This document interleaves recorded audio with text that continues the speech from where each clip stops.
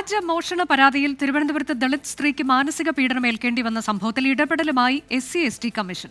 നെടുമങ്ങാട് സ്വദേശി ബിന്ദുവിനെതിരെ പരാതി നൽകിയ ഓമന ഡാനിയലിനെതിരെ കേസെടുക്കാൻ കമ്മീഷൻ ഉത്തരവിട്ടു. തിരുവനന്തപുരം അമ്പലമുക്കിൽ ഓമന ഡാനിയലിന്റെ വീട്ടിൽ ജോലിക്ക് നിന്ന ബിന്ദുവിനാണ് കടുത്ത മാനസിക പീഡനം പോലീസിൽ നിന്ന് ഏൽക്കേണ്ടി വന്നത്.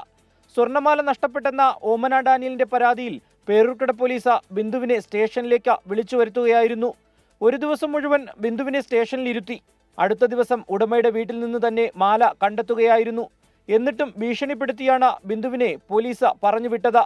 സംഭവം വിവാദമായതോടെ ബിന്ദുവിന്റെ പരാതിയിൽ SIയെയും ഡ്യൂട്ടിക്കുണ്ടായിരുന്ന മറ്റൊരു പോലീസ് ഉദ്യോഗസ്ഥനെയും സസ്പെൻഡ് ചെയ്തു.